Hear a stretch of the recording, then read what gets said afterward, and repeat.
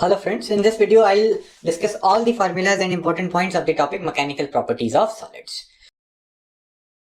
तो स्टार्ट करते हैं लॉन्गिट्यूडनल स्ट्रेस और स्ट्रेन से। यहाँ पे मैंने एक वायर का डायग्राम बनाया है और उसके दोनों एंड्स पे इक्वल और ऑपोजिट फोर्सेस लगाई हैं। तो ऑब्जेक्ट का ट्रांसलेशन तो नहीं होगा बट उसकी जो शेप है वो डिफॉर्म हो जाएगी। तो अगर यहाँ पर ये जो क्रॉस सेक्शन आपको दिख रहा है, फोर्स इसके परपेंडिकुलर डायरेक्शन में लगती है, तो ये जो सिलेंड्रिकल ऑब्जेक्ट है जैसे कि एक वायर होती है उसकी लेंथ चेंज हो जाएगी। तो ओरिजिनल लेंथ यहाँ पे L है और change in length is delta L और क्रॉस सेक्शनल एरिया A है। तो यहाँ पर force acting per unit area को लॉन्गिट्यूडनल स्ट्रेस बोलते हैं। फोर्स का कौन सा component? Perpendicular to the surface on which it is applied. और लॉन्गिट्यूडनल स्ट्रेन होता है ratio of change in length to the original length. तो स्ट्रेस हो गया F/A और स्ट्रेन हो जाता है डेल्टा L/L। आप देखेंगे स्ट्रेस की यूनिट्स जो है वो प्रेशर की यूनिट्स होती है, न्यूटन पर मीटर स्क्वायर, और स्ट्रेन एक डायमेंशनलेस क्वांटिटी होती है। लेंथ अपॉन लेंथ से आपका जो आंसर आएगा वो डायमेंशनलेस होगा। तो हुक्स लॉ से हमें पता है कि स्ट्रेस और स्ट्रेन आपस में डायरेक्टली प्रोपोर्शनल होते हैं। तो यंग्स मॉड्यूलस जो होता है it is defined as the ratio of stress and strain.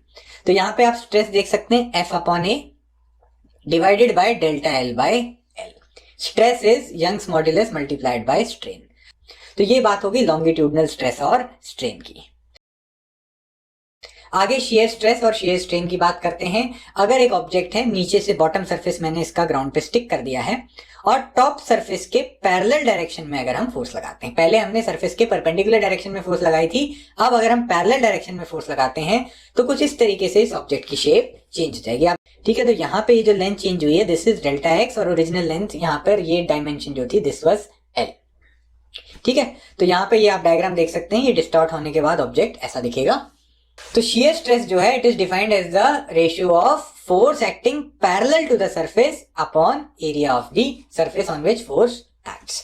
तो लॉन्गिट्यूडनल स्ट्रेस में परपेंडिकुलर कंपोनेंट लेना है और शियर स्ट्रेस में पैरेलल कंपोनेंट लेना है। शियर स्ट्रेन हो जाएगा delta X upon L, change in dimension upon original dimension. आप इस डायग्राम में देख सकते हैं ये यहाँ पर थीटा एंगल बन गया है और tan थीटा हो जाएगा डेल्टा X अपॉन L। तो स्ट्रेन को यहाँ पे tan थीटा की फॉर्म में भी लिखा जा सकता है। जैसे यंग्स मॉड्यूलस हमने निकाला था इसी तरीके से शियर मॉड्यूलस G जो है वो हो जाएगा फिर से स्ट्रेस और स्ट्रेन का रेशियो। स्ट्रेस हो गया F parallel upon A, strain है डेल्टा X अपॉन L। यहां से जो रेशियो आ जाएगा it will be equal to F/A tan theta.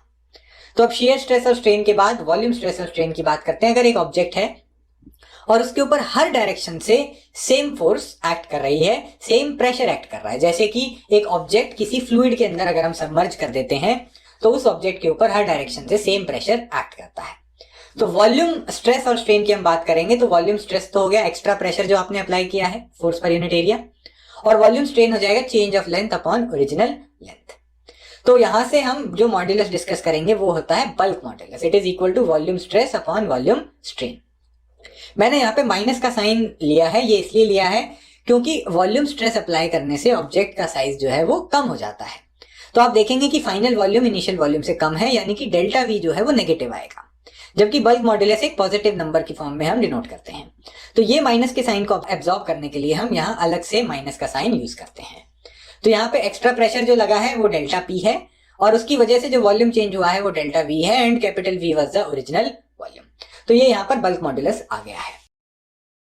आगे स्ट्रेस स्ट्रेन ग्राफ डिस्कस करते हैं, ये काफी इंपॉर्टेंट होता है। जेईई एडवांस में भी इस ग्राफ को एनालाइज करने का क्वेश्चन आया था रिसेंटली। तो यहाँ पर आप देख सकते हैं यहाँ पे स्ट्रेन है इस एक्सिस पे और यहाँ पर स्ट्रेस है। तो जैसे जैसे हम स्ट्रेस को बढ़ाएंगे तो स्ट्रेन बढ़ेगा और शुरू में ये रिलेशनशिप लीनियर होता है। यहाँ पे स्ट्रेट लाइन देख रहे हैं आप, ये रीजन में हुक्स लॉ पे होता है where stress is directly proportional to strain, और इस ग्राफ की स्लोप से हमें मॉड्यूलस ऑफ इलास्टिसिटी मिल सकता है।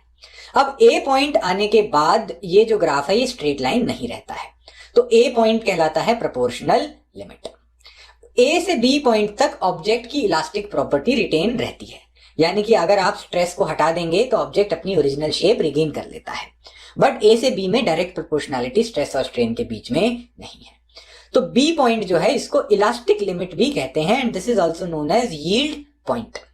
और इस सिचुएशन में जो स्ट्रेस की वैल्यू है, जिस स्ट्रेस के लगने से ऑब्जेक्ट की प्रोपोर्शनैलिटी लिमिट आ जाती है, उसको बोलते हैं यील्ड स्ट्रेंथ। बी पॉइंट के आगे जब आप स्ट्रेस को बढ़ाएंगे तो सडनली स्ट्रेन में इंक्रीज ज्यादा आने लग जाएगा, और सेकेंडली जब आप इस स्ट्रेस को वापस हटाएंगे तो ऑब्जेक्ट अपनी ओरिजिनल शेप रिगेन नहीं करेगा। तो आप स्ट्रेस की वैल्यू 0 सेट कर देंगे तो भी स्ट्रेन की वैल्यू आएगी, यानी कि ऑब्जेक्ट परमानेंटली डिफॉर्म हो गया है। तो ये जो स्ट्रेन आता है ऑब्जेक्ट के ऊपर, आप स्ट्रेस हटा दें तो भी जो स्ट्रेन रह जाता है उसको बोलते हैं परमानेंट सेट। ठीक है, सी पॉइंट के आगे आप देख रहे हैं कि ऑब्जेक्ट जो है बहुत कम स्ट्रेस बढ़ने से बहुत ज्यादा स्ट्रेन आ रहा है। ठीक है, ऑब्जेक्ट डी जो है it is known as the ultimate tensile strength. ये वो पॉइंट है जिसके बाद आप स्ट्रेस को कम भी करते हैं तो भी स्ट्रेन बढ़ता जाता है। आप देख रहे हैं ये ग्राफ पहले ऊपर जा रहा था, यानी कि स्ट्रेस के बढ़ने से स्ट्रेन बढ़ रहा था, अब ये ग्राफ नीचे जा रहा है, यानी कि स्ट्रेस कम हो रही है तो भी आगे की तरफ स्ट्रेन बढ़ता जा रहा है। ठीक है, और फाइनली ई पॉइंट जो है वो फ्रैक्चर पॉइंट है, जिस पॉइंट पर जाके ऑब्जेक्ट ब्रेक हो जाता है।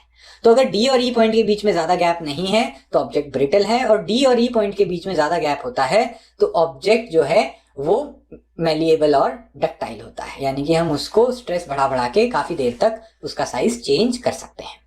तो ये स्ट्रेस स्ट्रेन ग्राफ का डिस्कशन था। आगे मूव करेंगे, स्ट्रेन एनर्जी का फॉर्मूला देख लेते हैं, F into E/2, where F is the maximum force acting on the object and E is the elongation of the object due to the force.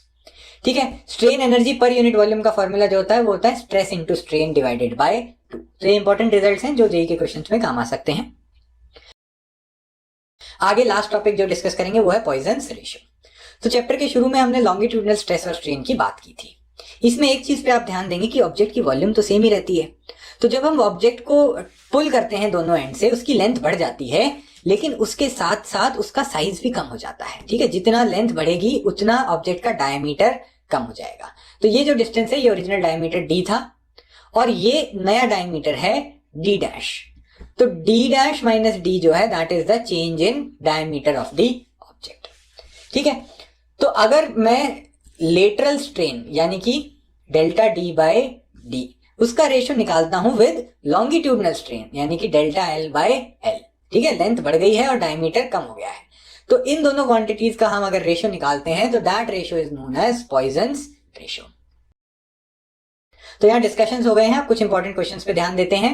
Calculation of stress and strain after free body diagram analysis, आपने ऐसे बहुत सारे questions किए होंगे, NCERT की exercise में भी दिए हुए हैं, जहां पर एक वायर जो है उसको मास के साथ हम हैंग कर देते हैं, तो उस वायर के अंदर मास की वजह से जो फोर्स आएगी उसकी वजह से उसका जितना भी एलोंगेशन होता है उस टाइप के क्वेश्चंस हम सॉल्व कर सकते हैं। एक बहुत अच्छा क्वेश्चन एनसीईआरटी में दिया हुआ है जिसमें ऑब्जेक्ट जो है सर्कुलर मोशन कर रहा है और उस वायर का हमें एलोंगेशन निकालना है, तो आप इन सब क्वेश्चंस को रिवाइज कर सकते हैं। इसके अलावा थर्मल स्ट्रेस और लॉन्गिट्यूडनल स्ट्रेस को कंपेयर करने वाला एक क्वेश्चन आता है जिसमें थर्मल प्रॉपर्टीज ऑफ मैटर को इस चैप्टर के साथ मिक्स कर देते हैं। और उसके अलावा एक इंपॉर्टेंट क्वेश्चन होता है elongation of a heavy wire due to its own weight. तो अगर एक हम हैवी वायर को हैंग करते हैं तो खुद के वेट की वजह से भी उसके अंदर एलोंगेशन आ जाता है, उसमें हम इंटीग्रेशन को यूज करके सारी छोटी छोटी एलोंगेशंस को एड अप करते हैं। तो आप ये सब क्वेश्चंस रिवाइज कर लीजिएगा डेरिवेशंस के साथ साथ।